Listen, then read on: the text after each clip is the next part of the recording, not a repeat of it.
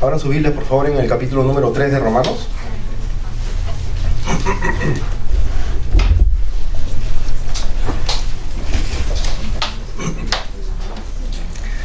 Esta noche vamos a estudiar los dos primeros, las dos secciones restantes del capítulo 3. Si alguien, por favor, me pudiera ayudar a leer del versículo 19 al 20. Romanos 3, 19 al 20. Pero sabemos que todo lo que la ley dice, lo dice a los que están bajo la ley, para que toda boca se cierre y todo el mundo quede bajo el juicio de Dios. Ya que por las obras de la ley ningún ser humano será justificado delante de él, porque por medio de la ley es el conocimiento del pecado. Pero ahora, ¿hasta ahí? Sí, hasta el 20, gracias. Perdón. Claro, estos versículos representan la culminación, el resumen, ¿no? la conclusión de lo que hasta ahora hemos estado viendo a lo largo del libro de Romanos, ¿no? Básicamente que todo el mundo es pecador, ¿no? y sin excepción alguna, ¿no? Todos son inexcusables y inicuos, depravados, ¿no? Son palabras un poco fuertes, pero es lo que nos va a mostrar. Acá en la ley, en el versículo 19, ¿no? La ley dice, como lo hemos estudiado antes, que se refiere a la ley mosaica, ¿sí? Así que en este versículo, aquellos que están bajo la ley son los judíos, ¿no? Y luego dice, para que toda boca se calle y todo el mundo sea hecho responsable ante Dios, ¿no? Pero ¿por qué dice que la boca de todo el mundo debe quedar cerrada y condenada ante Dios si la ley está dirigida a los judíos, ¿no? La lógica de Pablo es que si los judíos, que eran el pueblo de Dios y quienes habían recibido la revelación completa de Dios, ¿no? A quienes se les había confiado los oráculos de Dios, de quienes eran los pactos, de donde salieron los profetas y los patriarcas, ¿no? Los pactos, etcétera. O sea, si ellos no pueden guardar la ley, ¿cómo es que los gentiles, que no se les dio todas esas ventajas, van a poder guardar la ley, ¿no? Y por lo tanto evitar la condena de Dios? Por supuesto que no van a poder, ¿no? Así que no existe defensa alguna contra el veredicto de culpabilidad que Dios pronuncia contra la raza humana entera, ¿sí? Y luego dice en el versículo 20, porque por las obras de la ley ningún ser humano será justificado, ¿no? Las obras de la ley básicamente se refiere a toda obra buena, toda obediencia a la ley que nosotros podamos cumplir, ¿no? Nadie va a ser justificado por esas buenas obras, ¿no? Y recuerden qué es lo que significa justificado, ¿no? Eso lo hemos visto, creo, la semana pasada. ¿Alguien tiene una definición? Recto, ¿no? La persona recta, la persona... Sí, recto a los ojos de Dios, ¿no? Claro, o sea, es declarado justo, es alguien que es contado, considerado o declarado justo. No porque dentro de él tenga algo bueno, sino porque Dios lo cuenta como justo, ¿no? Entonces ese veredicto incluye el perdón tanto de la culpa como de la condena por el pecado, ¿no? Y la imputación de la justicia de Cristo a la cuenta del creyente, al cual se le proporciona el tipo de justicia que éste necesita para llegar a ser aceptado por Dios. O sea que esta persona no tiene el tipo de justicia que Dios demanda, sino que le es proporcionada, ¿no? Y luego dice, pues por la ley viene no la justificación, sino el conocimiento del pecado, ¿no? La ley nos informa de las consecuencias y del poder del pecado, de cuán opuesto a Dios es el pecado, ¿no? Y de cuánto Dios aborrece el pecado.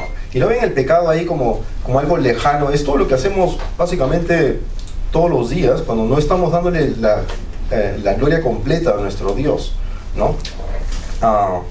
Así que la ley confirmó lo que la conciencia puede que ya nos avisaba, ¿no? Que era comunicarnos explícitamente que pecar va en contra del carácter, identidad o persona de Dios y la gloria de Dios, ¿no?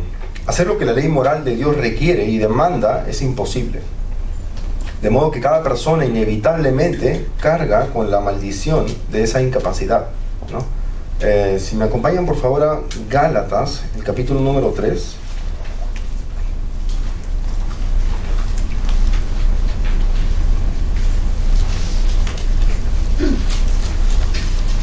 ahí en el versículo 10, ¿puede alguien leerlo, por favor?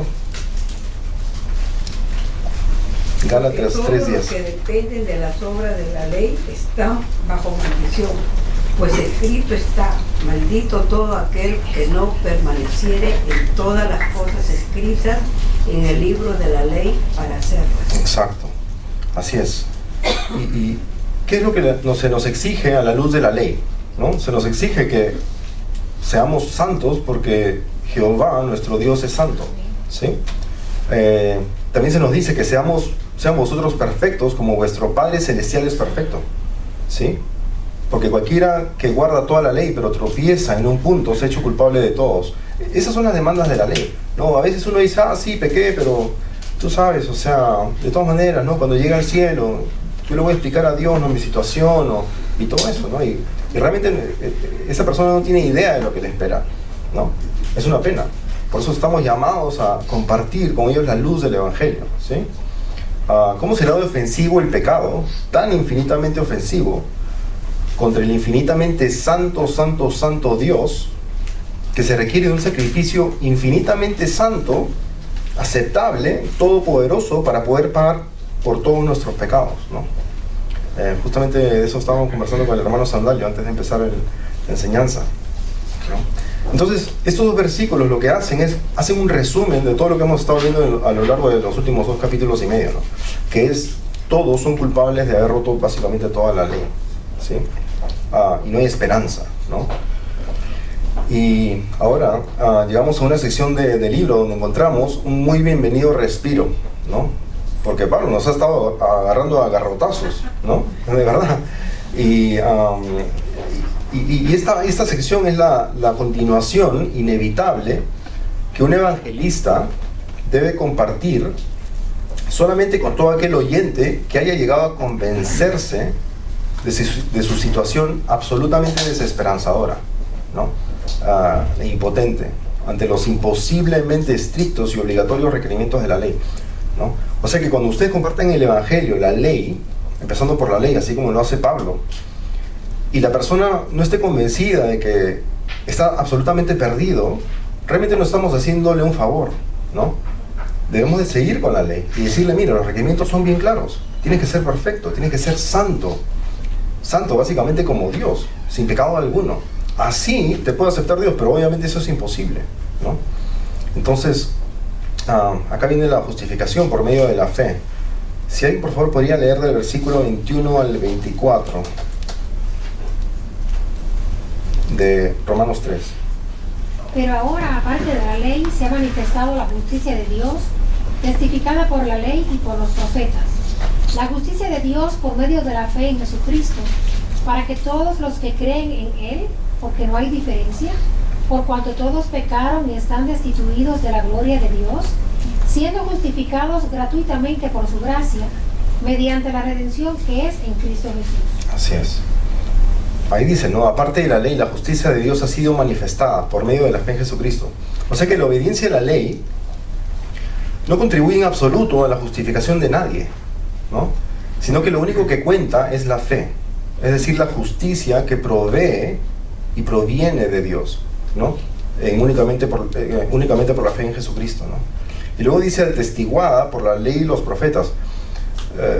Es decir que el Evangelio por fe realmente se encuentra escrito desde el Antiguo Testamento, ¿no? La justicia de Dios aparte de la ley.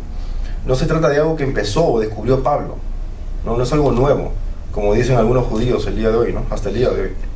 Y eso se ve en el Antiguo Testamento, ¿no? Cuando, por ejemplo, el proto-evangelion de Génesis 3:15, ¿no? Es el primer evangelio, el evangelio primero, el original. Dice, y pondré enemistad entre ti y la mujer, entre tu simiente y su simiente. Él te herirá en la cabeza y tú lo herirás en el calcañar, ¿no? Y luego dice, Dios proveerá, cuando Abraham le dice a Isaac, Dios proveerá para sí el cordero para el holocausto, ¿no? Y luego en Job dice, yo sé que mi Redentor vive y al final se levantará sobre el polvo, ¿no? Y obviamente conocemos Isaías 53, que habla acerca de que Jehová hizo que cayera sobre él, ¿no? Sobre el sacrificio, sobre Jesús, la iniquidad de todos nosotros. O sea que no es algo nuevo, no es algo que solamente se encuentra en el Nuevo Testamento, sino que si analizamos y estudiamos el Viejo Testamento a la luz del Nuevo Testamento, vamos a ver claramente que está en toda la Biblia, ¿no? Luego dice que es para todos los que creen, porque no hay distinción, ¿no? Y la justificación en Cristo está disponible a toda persona que cree, sin tomar en cuenta la raza, la nacionalidad, la condición social, la cantidad de pecado previo que haya tenido, el nivel intelectual, ni ninguna otra cosa, ¿no? Esa es la naturaleza inclusiva del mensaje del Evangelio, ¿no? Y luego dicen que nosotros no somos inclusivos. Por supuesto que somos inclusivos, ¿no? Todos son inicuos, es lo que decimos, ¿no? O sea que, por supuesto, nosotros no hacemos discriminación. Todos son pecadores, ¿no? Dice, no hay judío ni griego, ni esclavo ni libre, ni hombre ni mujer, porque todos son uno en Cristo, ¿no? No hay distinción, circunciso, incircunciso, bárbaro, escita, esclavo, libre, sino que Cristo es todo y en todos, ¿no? Por eso se nos ordena que yendo, discipulemos a todas las etnias, ¿sí? A todas, sin excepción alguna. Por cuanto todos pecaron y no alcanzan la gloria de Dios. ¿Qué es la gloria de Dios? ¿Qué cosa es? ¿Alguien tiene una definición? Hablamos de la gloria de Dios bastante. Bueno, lo que la Biblia enseña, ¿no? Que Dios manifestaba su gloria a Israel. Dice que en una ocasión, cuando Moisés estaba en el monte, cuando Moisés bajó a donde estaban los israelitas, su cara parecía como un bombillo encendido, y era la gloria de Dios que se había reflejado en su cara. A eso se refiere, pero bueno, esa fue la forma en el Antiguo Testamento. En el Nuevo Testamento, la forma de manifestación de Dios en su gloria es enviando a Cristo. Es la última forma que Él envió su gloria a que los hombres la vieran fue por medio de la persona de Cristo. Claro. Ya no era algo que iluminara el rostro como se iluminaba Moisés, si podía verlo, sino la misma persona de Cristo, que es el autor de la fe. Así es. Que nos da la salvación. La gloria de Dios es todo lo perceptible e imperceptible de su honra, de su estima, de su valor, ¿no? Su mérito y su santidad infinita que debidamente produce en nosotros alabanza, ¿sí? ¿Y por qué dice que no la alcanzamos? Es porque no le damos la reverencia que Él se merece, porque pecamos. O sea, el pecado es lo que nos distancia de Él, no infinitamente, ¿sí, hermano? Sí, pues sí. En eso que tú hablas, tenemos que estar claros para cuando estemos presentando el Evangelio a alguien, ¿no? Que en el asunto de que somos pecadores todos. Cristo resume la ley en 2 mandamientos. Dice, amar al Señor tu Dios. Pero dice, amarás al Señor tu Dios con todo tu corazón, con toda tu mente y con toda tu fuerza. Yo no conozco a nadie en el mundo que ame a Dios con todo su corazón, con toda su mente y con toda su fuerza. Ya en eso, todos los hombres del mundo, todos los seres humanos del mundo somos pecadores, porque yo no conozco a nadie que lo ame como Cristo dijo. Claro. Y entonces ya ahí estamos no cumpliendo esa parte de los mandamientos. Así es. Ya somos pecadores, ¿no? Sí. No alcanzamos la gloria de Dios. Absolutamente. Y por eso es que dice que a continuación, ¿no? Que siendo justificados gratuitamente por su gracia, por medio de la redención que es en Cristo Jesús, ¿no? Dice que hemos sido justificados, es decir, declarados justos, gratuitamente, porque a nosotros no nos costó nada, ¿no? Ya que fue por la gracia de Dios, ¿no? Es decir, que nos dio aquello que no merecíamos, el perdón, la vida eterna, en lugar de darnos lo que sí merecíamos, la condenación, la ira eterna, ¿no? El castigo, exacto. Entonces, a nosotros no nos costó nada, pero la palabra redención implica el pago por el rescate, ¿no? Por la liberación de un esclavo o prisionero. Eso es lo que significa redención. Así que, ¿quién nos liberó? ¿Y cuánto le costó? ¿No? Dios, mediante Jesús, nos liberó al comprarnos para sí mismo, ¿no? En 1 Corintios 6:20 dice, porque por precio habéis sido comprados, por tanto glorificad a Dios en vuestro cuerpo y en vuestro espíritu, los cuales son de Dios. Claro, son de Dios porque Él ya nos compró, ¿no? ¿Y con qué pagó? Con su sangre, exactamente. En Él tenemos redención mediante su sangre, el perdón de nuestros pecados según las riquezas de su gracia, ¿no? Alguien por favor lea el versículo 25 y 26. A quien Dios puso como propiciación por medio de la fe en su sangre, para manifestar su justicia a causa de haber pasado por alto en su paciencia los pecados pasados, con la mira de manifestar en este tiempo su justicia, a fin de que Él sea el justo y el que justifica al que es de la fe de Jesús. Así es. Dice, a quien Dios exhibió públicamente como propiciación, ¿no? ¿Qué es la propiciación? ¿Qué es una propiciación? Una entrega. Sí, exacto, ¿no? Es la satisfacción recibida por Dios, porque le hemos entregado, ¿no? O Jesús ha entregado, es la satisfacción recibida por Dios para aplacar y calmar su ira, ¿no? Pablo se está refiriendo al compromiso que tuvo Dios de satisfacer su propia ira, ¿no? Causada por el pecado y la rebelión humana por medio de la sangre y el sacrificio de Cristo, ¿no? Y dice que en su tolerancia Dios pasó por alto los pecados cometidos anteriormente, ¿no? Es interesante, para demostrar en este tiempo su justicia.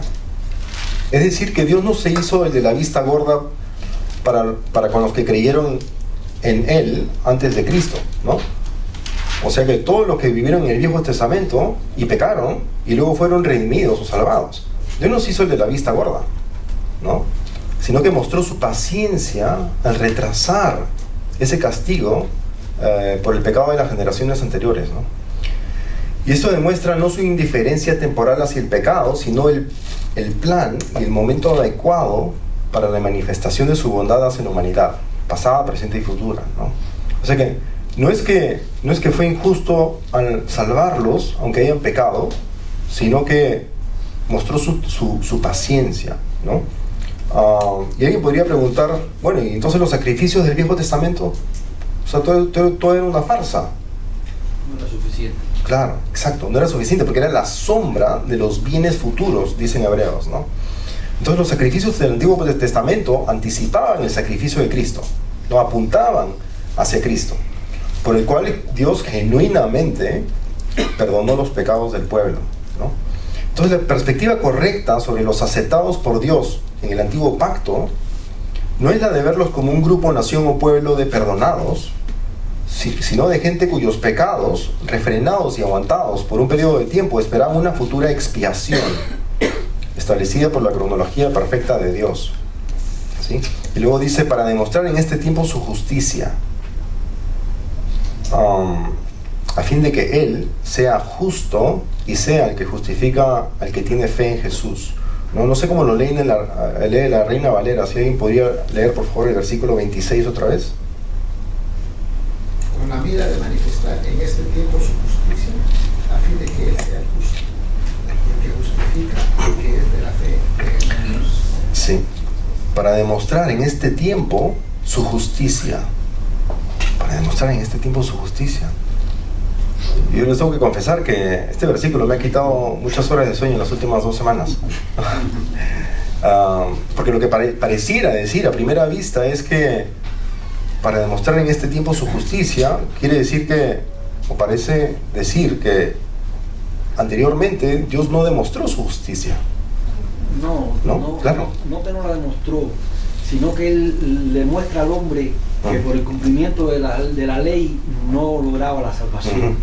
Y entonces Él se manifiesta justo porque Él dice, bueno, por la fe, no por el cumplimiento de la ley, porque ustedes no van a poder cumplir la ley, el ser humano nunca va a poder cumplir. Claro.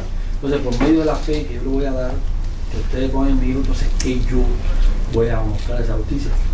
Es a eso lo que se refiere más bien el contexto. Exacto. De lo que se está hablando aquí. Exacto, y luego dice, a fin de que Él sea justo, ¿no? Pareciera, a primera vista, de nuevo, decir que, bueno, entonces, antes de esto, Él no era justo. Pero por supuesto que lo era, ¿no? Empecemos a darnos cuenta que declarar justo a aquel que es injusto, ¿no? Todos nosotros, en sí mismo es un pecado. O sea que Dios no nos puede declarar justos si es que somos injustos, así por así, porque simplemente le da la gana. No puede, ¿no? Eso sería una injusticia, ¿no? Es como un juez que tú dices, wow, esta persona me ha hecho algo, juez, y el juez dice, bueno, pero yo soy todo amor. No, yo te perdono, ¿no? Wow. O sea, ningún juez haría algo así, ¿no? Dios tampoco hace ese tipo de cosas, ¿no? Entonces, así en la propiciación, están interviniendo dos fuerzas que compiten entre sí, ¿no? En el sacrificio de Cristo.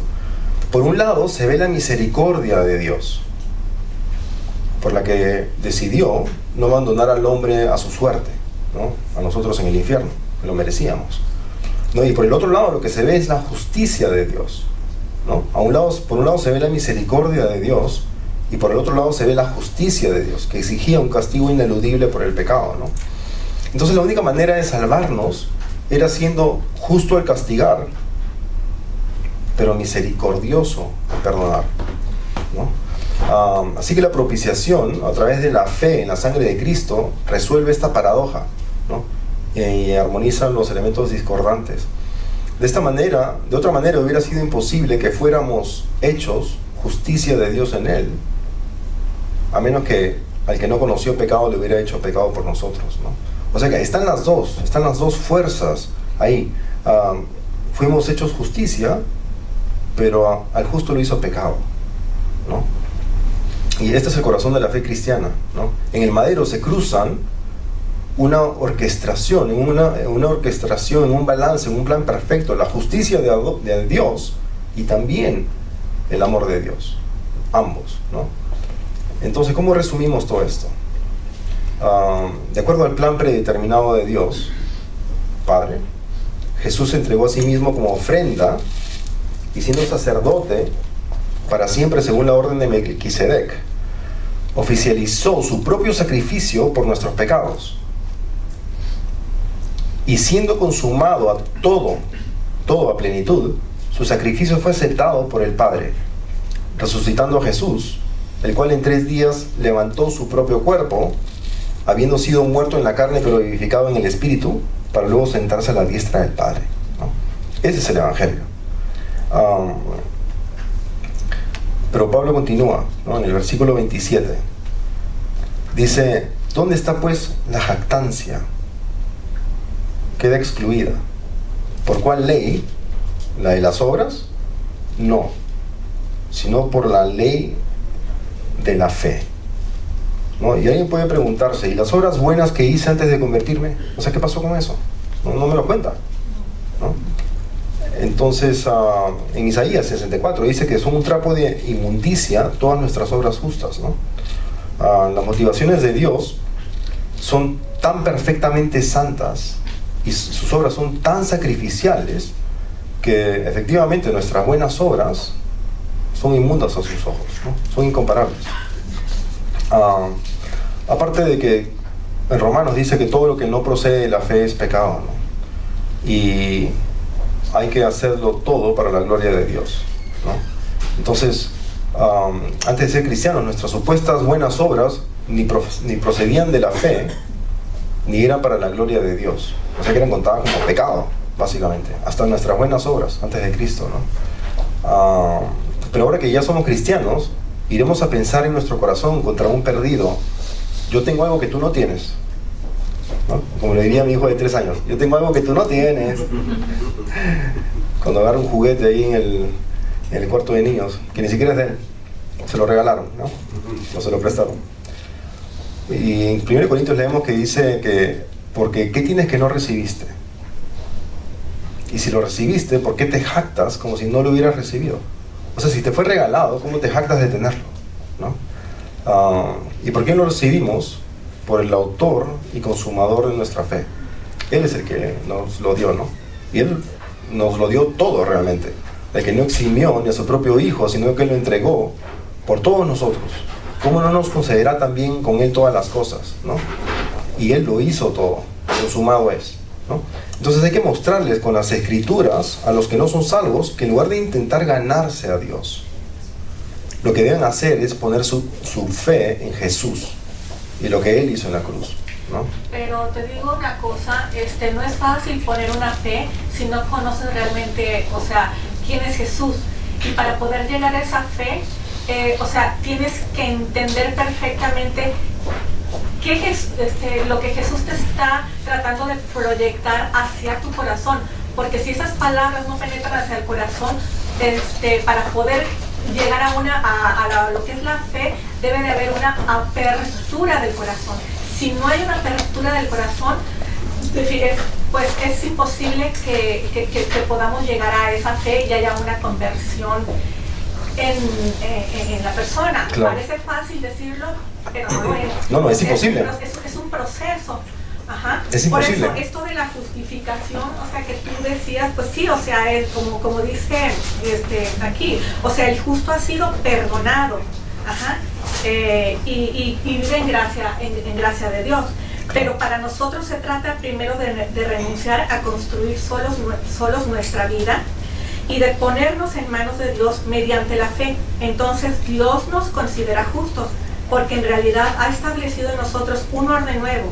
El primer fruto de la fe es la apertura de nuestro espíritu a una verdad divina que le da a la vida un nuevo sentido, un orden nuevo se establece en ella por el solo hecho de que uno ha descubierto al Padre, la persona, y se siente en paz con Dios. Claro, el problema, ¿no?, es que es absolutamente imposible siquiera pensar en acercarse a Dios cuando uno no tiene los ojos y el corazón y la vida que a uno Dios le da cuando Dios lo resucita y le da ojos para verlo, para entender número uno, la pecaminosidad de uno, y número dos, la infinita santidad de Cristo y de Dios, como para podernos salvar mediante ese sacrificio, ¿no? Entonces, esa apertura es la que Dios provee, ¿no? No se origina en nosotros, ¿no? Acompáñenme por favor a Efesios 2, 8 y 9. O cualquier persona que se lo sepa de memoria, por favor. Dale.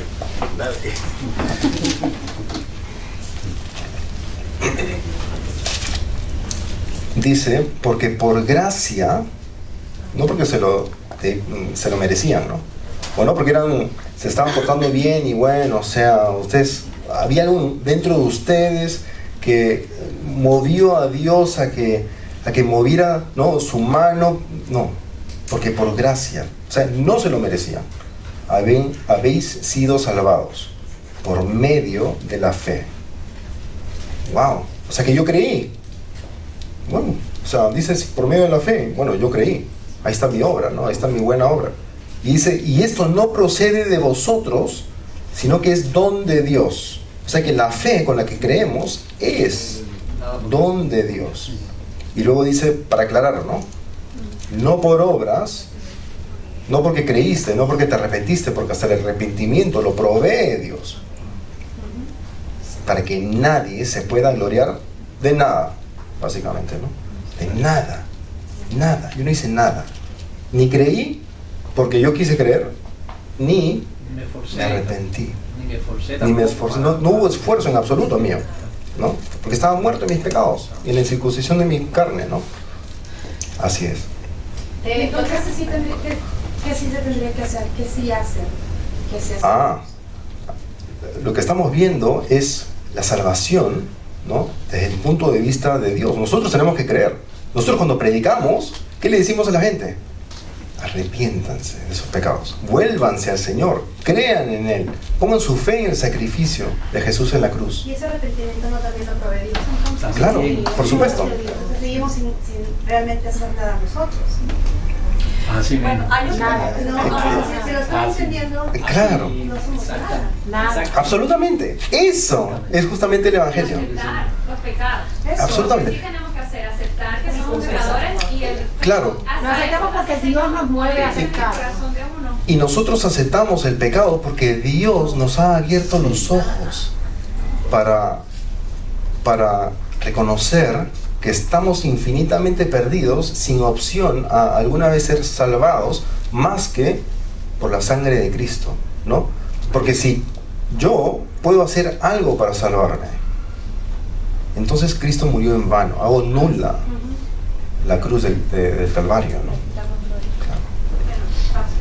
Claro. Si alguien busque Juan 6:44 ahí y lo lea, por favor. Juan 6:44, Sí. a ver. Sí, pero es un punto. 6:44.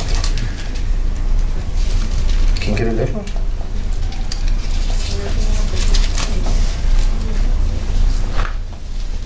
En palabras del propio Jesús. Ninguno puede venir a mí si si el Padre que me envió no lo trajere. Sí. Y yo le resucitaré en el día postrero.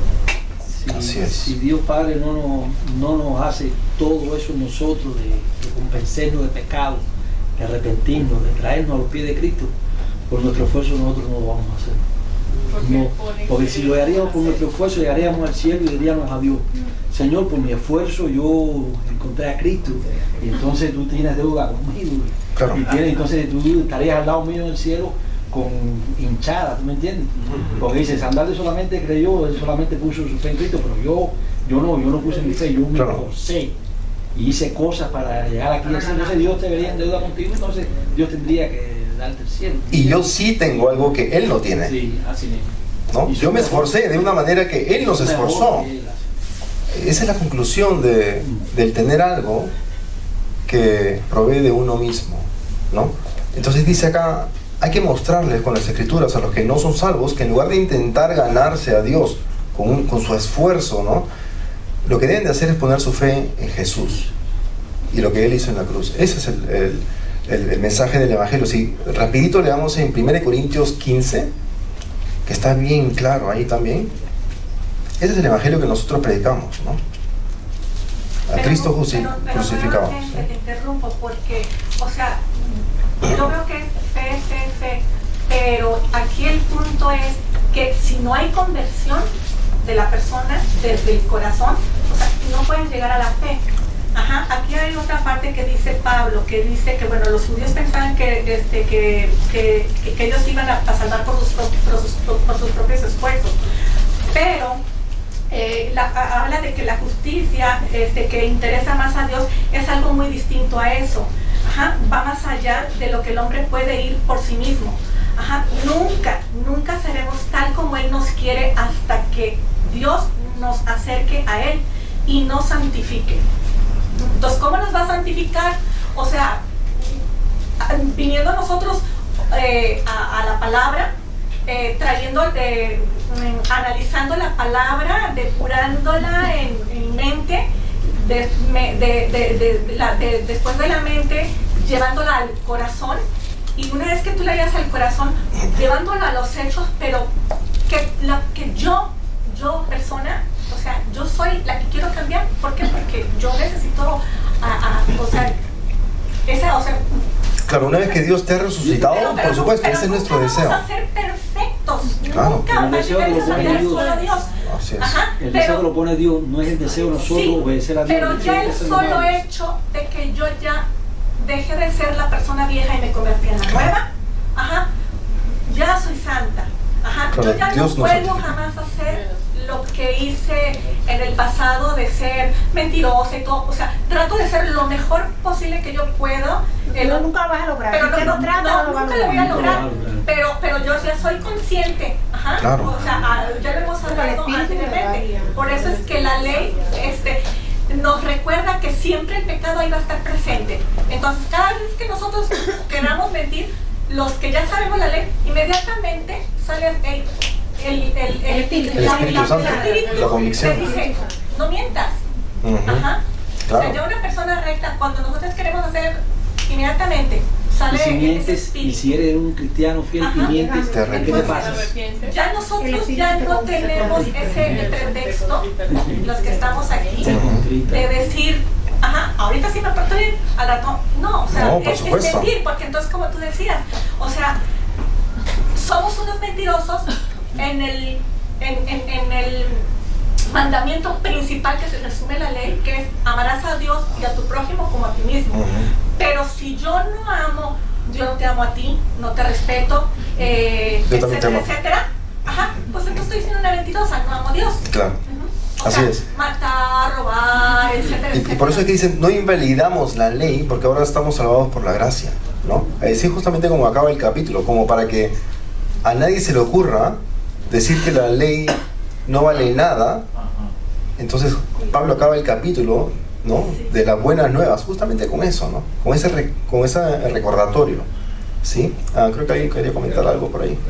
Sí, hermana. ¿Sí? Yo quería ofrecer un pensamiento, hermano. Es que en cuanto que dijimos que tenemos que hacer absolutamente nada después de arrepentirnos y ofrecernos a Cristo. No, tenemos que obedecerlo a Dios para agradarle, ¿sí? Pero para salvarnos. Sí, lo que estaba ofreciendo, añadir a lo que dijo nuestro hermano, no tenemos que hacer nada, sino yo creo, continuar como dice Cristo, continuamente orando para que Él nos salva de la tentación, las tentaciones plenas que uno tenía con nuestro hermano, de lo que sea, de lo que fuera. Y por eso, yo creo que es por eso que Él dijo a sus discípulos, y estarás de acuerdo, creo, cuando Él dijo, si me quieren, ¿verdad? Obedecerán los mandamientos. Pues, así es, sí, hermano. tenemos que tratar y saber que por la gracia de Dios, por nuestra fe en su poder de ayudarnos, nosotros nos convertimos, y a causa de que Él vierte en nosotros un amor increíble y sin explicar, ese amor cuando lo recibimos empieza hasta que está brotándose en nosotros a mostrar este amor.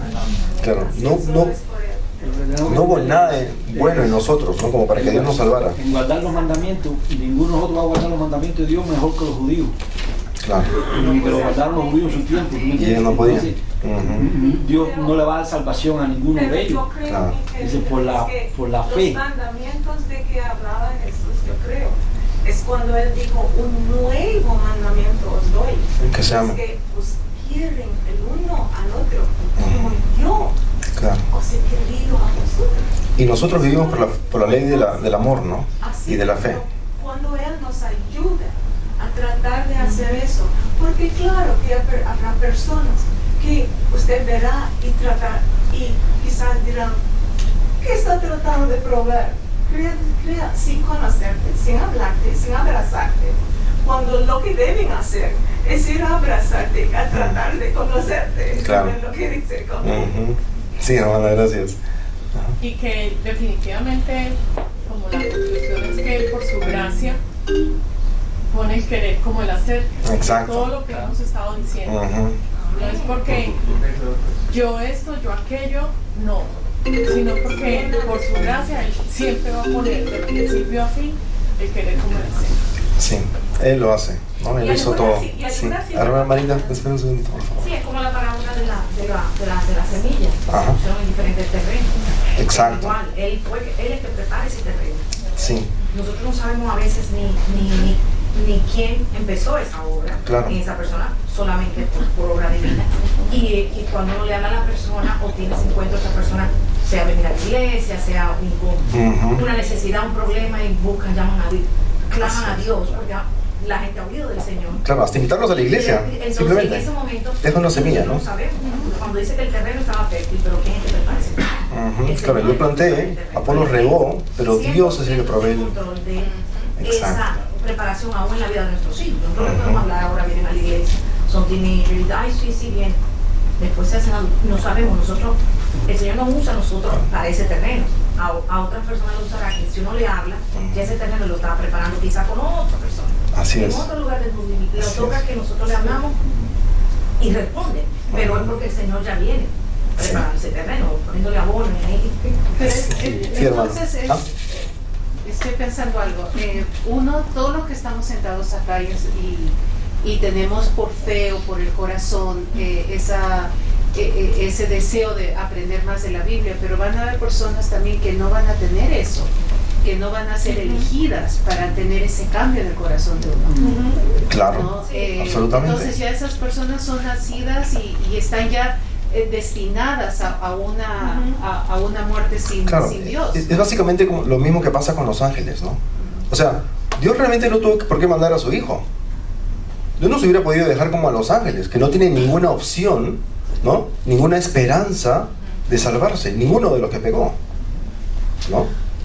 Pero nosotros sí, porque para demostrar su paciencia, su amor, su fidelidad, ¿no? Porque se lo prometió a los patriarcas, claro.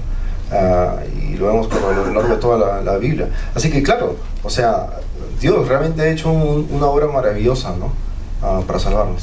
Y el deseo de Dios es salvar a todo el mundo. Lo que él sabe que todo el mundo no va a tener, Así es. no va a aceptar esa salvación que Pero hay una parte, y disculpen, Porque él lo sabe. pero yo no conozco para nada la Biblia, pero me acuerdo de que mi mami me decía, ¿no? Hay una parte, no sé en dónde, pero decía, tú y tu casa.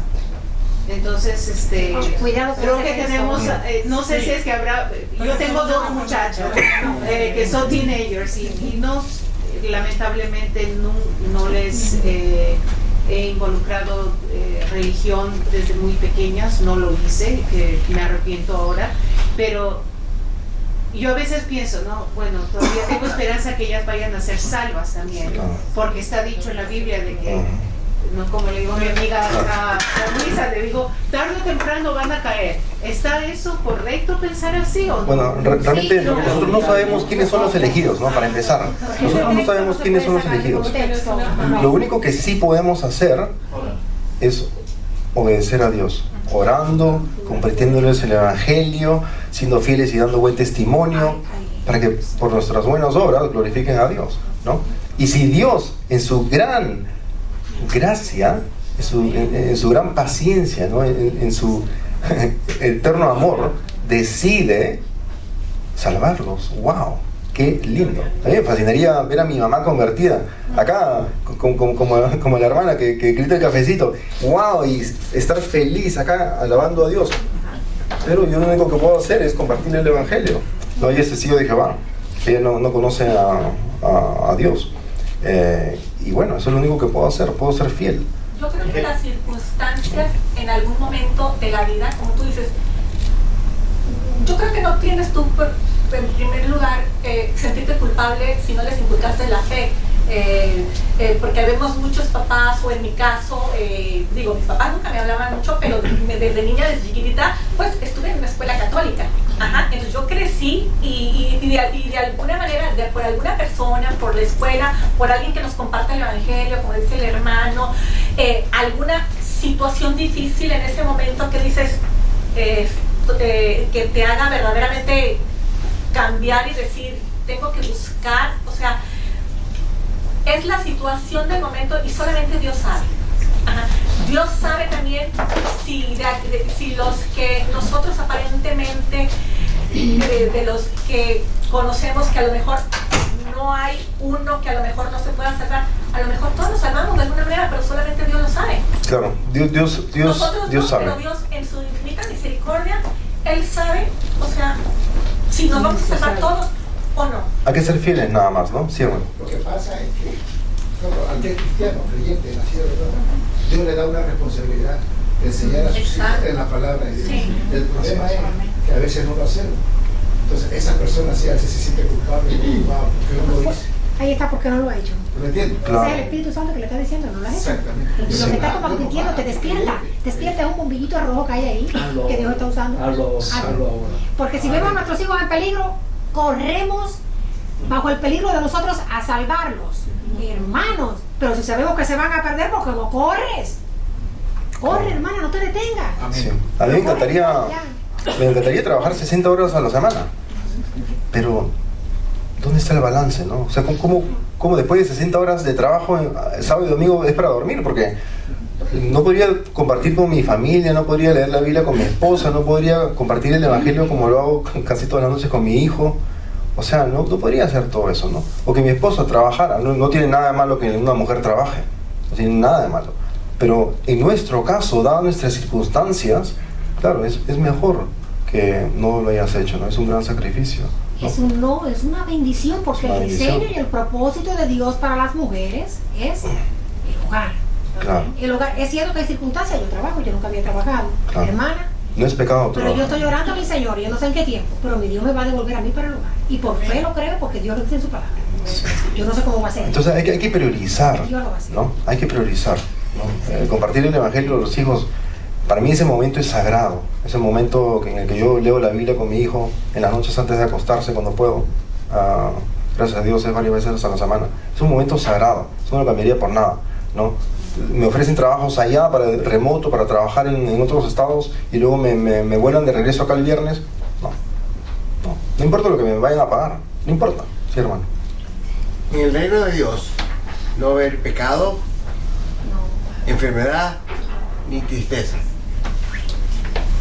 Uno que vaya, que se ha salvado y va, pero ha tenido familia o amigos, amistades en esta vida que no llegaron, ¿qué vas a sentir? ¿Nada? ¿O te vas a decir, se fastidió, estúpido? No, nada, porque tu cuerpo va a ser glorificado, tu mente no va a ser así. ¿Cómo Claro. Dios va a ser? No sabemos. O sea, ¿qué es lo que uno siente cuando alguien que ama en esta vida se pierde? ¿Esa es su pregunta? Sí. Claro. Mi hijo tiene 3 añitos, ¿no? Ya va a cumplir 4. Dios es justo. Yo sé eso. Dios es justo, ¿no? Y si mi hijo crece como lo que es, como lo que nació, un inicuo, un depravado, ¿no? De acuerdo a lo que hemos estado viendo a lo largo de los primeros 3 capítulos del libro de Romanos, y Dios hace justicia con él al enviarlo a donde él se merece, entonces glorificado sea Dios. Por supuesto que yo voy a hacer todo lo que puedo para serle fiel a Dios y compartirle el evangelio y amarlo y darle buen ejemplo y todo, pero Dios es justo. O sea que si mi mamá, la que yo amo con todo mi corazón, muy lindas memorias, si ella no se salva, Dios es justo. Él es justo, siempre, ¿no? No puedo presumir de su gracia y decir, mi mamá se va a salvar, mi mamá se va a salvar. No puedo, ¿no? Es difícil, pero... Hay otra cosa también muy difícil también en este sentido, porque digo, que bueno, pues tu hijo ahorita está chiquito, pero el otro día yo estaba leyendo y lo escribí, y a mí me pasa, o sea, yo digo, o sea, yo estoy con Dios, y yo estoy con Dios, y digo, yo estoy, o sea, yo ya estoy convertida, ya estoy todo, o sea, a Él sé que es el camino que yo quiero seguir y todo, pero el mundo, lo que es muy, el mundo en el que vivimos, nos presenta muchas trampas y muy fácil nos puede sacar así. Porque como decías, porque muchos no se acercan a leer la Biblia, la palabra de Dios. Es que el mundo constantemente nos está bombardeando con la publicidad, que ya salió una nueva bolsa, y no se excusa, los zapatos, que no sé qué, y lo que nos ponen en lo que nosotros aprendemos durante la escuela, que esto sí, que esto no, diferentes maneras de pensar. Estados Unidos es un país con diferentes maneras de pensar, porque somos muchísimas culturas, entonces todo es bueno, nada es bueno, entonces prácticamente toda nuestra vida estamos en una constante lucha con el mundo, para para tratarnos de acercar a Dios. El que está parado, que cuídese de no caer, ¿no? O sea, es una constante batalla. O sea, como también, o sea, el hombre realmente por naturaleza no busca a Dios, porque es como un estorbo, porque Dios es... Para mí, Dios verdadero, es básicamente lo que está pasando, ¿no? Dice, Dios es un estorbo para mi verdadero Dios. El dinero, ¿no? Tener carros, tener una casa más grande. Exacto, esos son... Ese es el verdadero, sí, hermanita, antes de volver al capítulo 17. Es que es justo lo que iba a decir, porque por eso justamente es que acá, por eso es que justamente aquí dice que esto está basado en fe. Está basado, o sea, porque dice que no podemos jactarnos de haber hecho algo para que Dios nos acepte, porque no hay nada que podamos hacer, porque somos carne, somos pecadores, venimos de una naturaleza pecadora. Y ahorita en el texto que estábamos leyendo de Efesios, justo después en el versículo 10 dice que, o sea, como lo que ahorita decimos, que somos, para que nadie se jacte, no es por obras, para que nadie se jacte, porque somos hechura suya, creados en Cristo Jesús, para buenas obras, las cuales Él preparó de antemano para que anduviésemos en ellas. Me robó mi último versículo. Gracias. Sí, tenemos que volver al texto porque nos quedan solamente unos minutitos, pero... Es justo lo que le digo, o sea, porque es justo por fe. O sea, creo que, todo lo que dijimos conlleva lo que es la vida cristiana, pero en el texto lo que dice es, pues, muy claro, ¿no? Todo lo que habla es que sea por medio de la fe, del creer, para que nadie diga, yo tengo lo que tú no tienes. Entonces, hermanita, y si uno que se hace llamar creyente, pero cree que por su potencial, ¿no? O por la persona que es, o por algo que hizo, o por hasta algo que iría a hacer en el futuro, por cualquier cosa, si por eso obtuvo la aceptación de Dios, no, Dios vio algo bueno en mí, dice mucha gente, ¿no? Entonces, no es así. Dice, entonces hace nula la gracia de Dios, ¿no? Ahí Pablo justamente dice en Gálatas 2:21, no hago nula la gracia de Dios, porque si la justicia viene por medio de la ley, entonces Cristo murió en vano, ¿no? Y el versículo 28 dice, porque concluimos que el hombre es justificado por la fe, aparte de las obras de la ley. No, pareciera que Pablo está siendo súper redundante al repetirnos una vez más aquello que ha estado diciendo por varios versículos y que lo va a seguir repitiendo a lo largo de los siguientes capítulos. Pero ¿por qué lo está repitiendo? Es que es así de crucial, ¿no? Esto es de vida o muerte, literalmente, ¿no? Así que Pablo, claro. Yo creo que para mí un poco lo que comentaba ahorita el hermano lo hace tan enfático porque si recordamos el Viejo Testamento, tú tenías la parte de los holocaustos en función al pecado. Que la parte de ir y 2 pichones, claro, que en función al pecado ibas dando más a cambio de esa forma de ver esa expiación en función a esa limpieza. Y dice Pablo, señores, eso no es así. O sea, hoy en día tú crees que es la primera parte, o sea, la fe, y Dios mismo va a hacer que tu transformación interna de espíritu vaya teniendo un fruto. Porque esa parte que creo que es lo que ahorita vienes comentando, va diciendo, oye, ¿sabes qué? Es que traíamos la parte del holocausto y que si eran 2 pichones o tú podías dar... Y dice, señores, o sea, no es por obras, es por fe. O sea, la fe es el inicio del resto de la transformación de este nuevo ser. Exactamente, y la fe la da Dios. Y la fe la da Dios, un poco regresando a lo que ahorita tú comentas. Y para terminar tu punto, yo siento que no importa, bueno, es que para mí es importante, que una vez que ya tienes la transformación, no importa qué tanto te haya, o sea, tú sabes, yo en lo personal, yo siempre voy a pensar que yo me esfuerzo mucho, aunque poco o mucho, y algunas veces, algunas veces poco, algunas veces mucho, pero lo más importante para Dios al final de mi vida va a ser que Él va a saber, como Él conoce el corazón de cada uno, y mi corazón, Él va a saber que si yo me esforcé poco o mucho, no importa, o sea... Claro, de todas maneras van a haber galardones, ¿no? O sea, por las buenas obras, una vez ya siendo cristiano, es decir, impulsado por el Espíritu Santo, van a haber galardones, ¿no? Sí. ¿Alguien, por favor, podría leer el versículo 29 y 30? ¿Es Dios solamente Dios de los judíos? ¿No es también Dios de los gentiles? Ciertamente también de los gentiles. Porque Dios es uno y Él justificará por la fe a los de la circuncisión y por medio de la fe a los de la incircuncisión. Así es. El Dios de los judíos es también el Dios de los gentiles, ¿no? Y ese Dios, siendo imparcial, tiene una única manera de justificar a toda la gente por igual, ¿no? Por medio de la fe.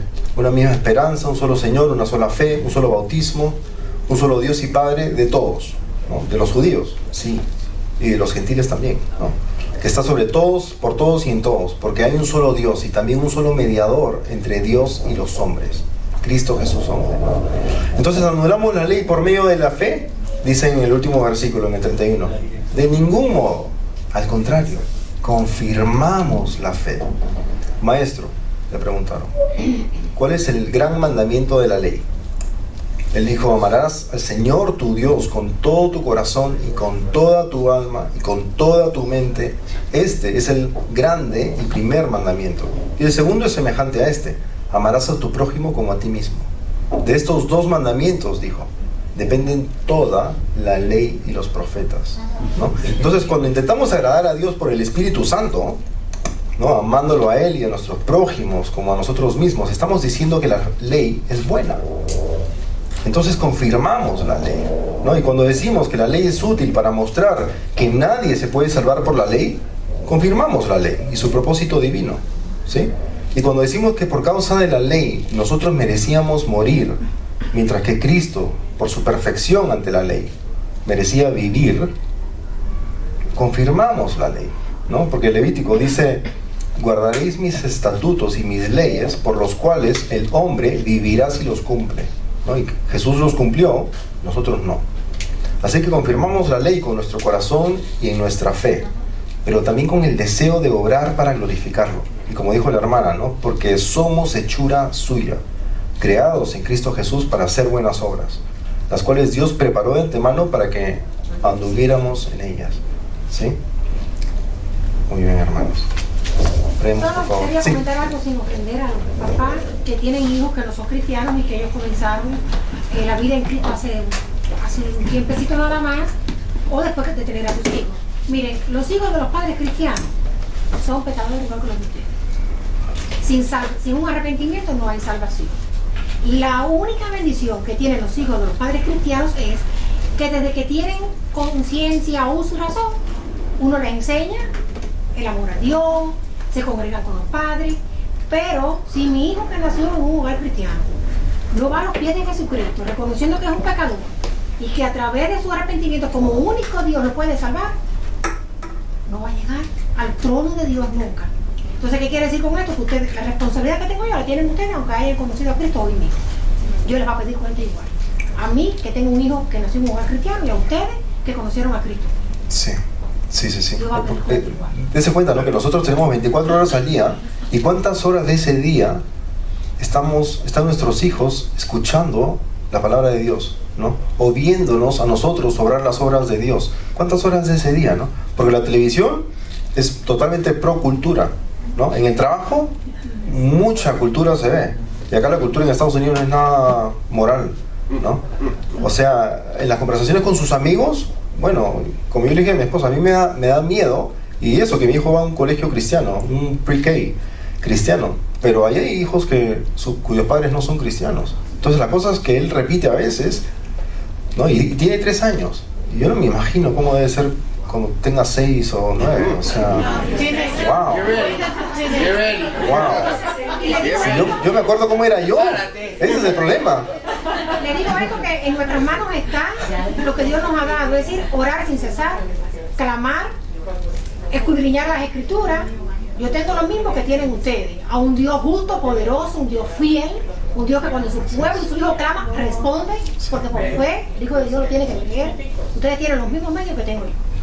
Y de nuevo, no es pecado mandarlo al high school público. No lo es. No es pecado. ¿Es peligroso?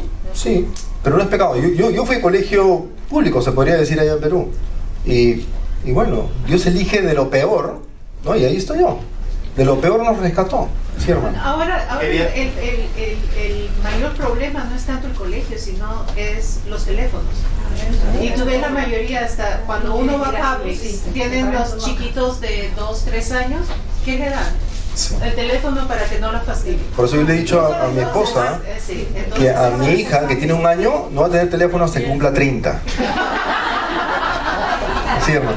Mira, quería aportar algo. Yo pienso que Dios es tan bueno y que mediante su palabra nos da esperanza para nuestros hijos. Nosotros tenemos un hijo que es cristiano y tenemos 2 que estamos orando. Pero la palabra dice de que todos los que en Cristo Jesús creen, su casa será cubierta, aunque la salvación es personal.